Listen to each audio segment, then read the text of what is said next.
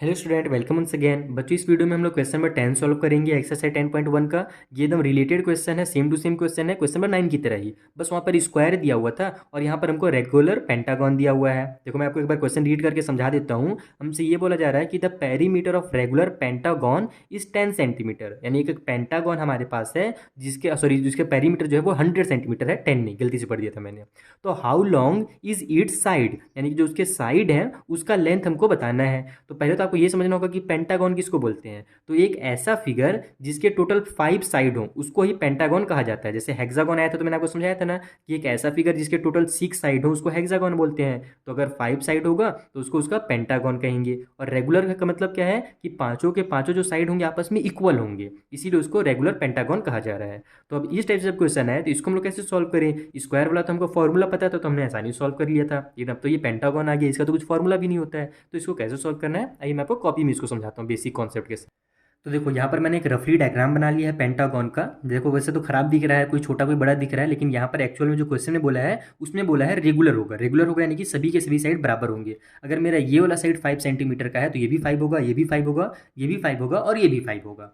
लेकिन ऐसा नहीं है। टोटल जो हमको पेरीमीटर दिया हुआ है, पेरीमीटर किसको बोलते हैं, तो यहाँ से लेकर के स्टार्ट करेंगे हम लोग ऐड करना सभी साइड को, तो उसको उसका पेरीमीटर कहा जाएगा।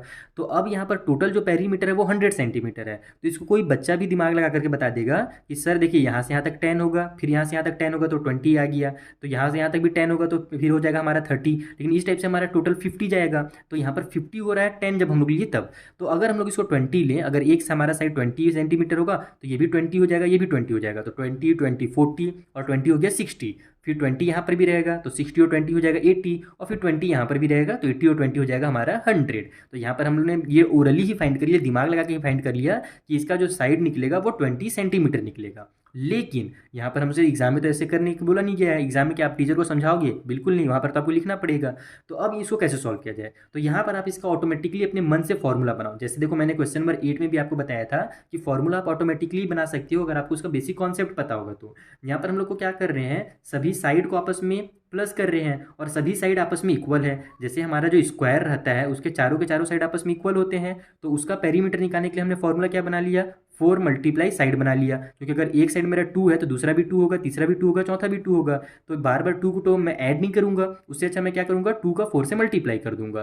क्योंकि 4 बार आ रहा है 2 2, तो 4 से मल्टीप्लाई कर दो तो 4 2 जा 8 हो जाएगा, और इसको ऐड भी करते तो भी 8 आता। लेकिन हम लोग मल्टीप्लाई इसीलिए करते हैं ताकि हमारा काम आसान हो जाए। तो जैसे यहाँ पर हमने 4 मल्टीप्लाई साइड एक फॉर्मूला बनाया है, यहाँ भी देखो सेम साइड है, यानी कि जो साइड की लेंथ है वो बराबर है, रेगुलर है। अगर एक मेरा जितना होगा दूसरा भी उतना ही होगा, क्योंकि साफ साफ बोला गया था रेगुलर पेंटागन है।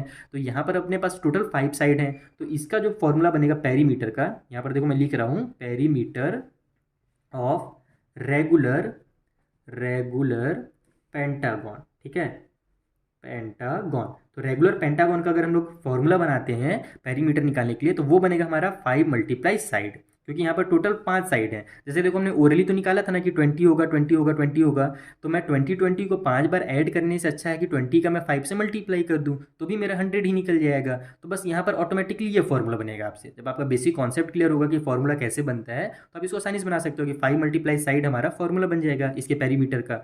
अब यही पेरीमीटर ही तो हमको दिया हुआ है 100 सेंटीमीटर। यहाँ पर क्या बोला था कि पेरीमीटर जो हमारा रेगुलर पेंटागन का है वो हमारा 100 सेंटीमीटर है।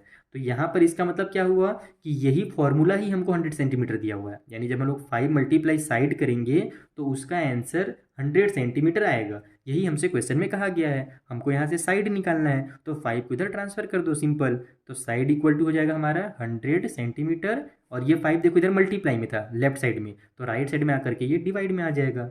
तो यहाँ से हमारा साइड कितना निकल गया, बहुत ईजी निकल जाएगा। देखो 5 1 जा 5 हो गया, ऊपर 5 2 जा 10, और ये 0 का 0 उतर गया। तो ऊपर आ गया मेरा 20, नीचे 1 है तो उसको लिखने की जरूरत नहीं है, सिंपली ये सेंटीमीटर उतार दो। तो हमारा जो साइड निकलेगा यहाँ से वो 20 सेंटीमीटर निकलेगा।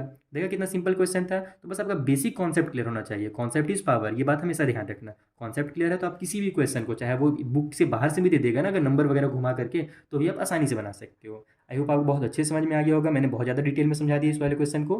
मिलते हैं हम लोग नेक्स्ट वीडियो में, जहाँ पर जो आगे के क्वेश्चन हैं उनको भी हम लोग इसी तरीके से सिंपल मेथड में सॉल्व करना सीखेंगे। Thank you for watching.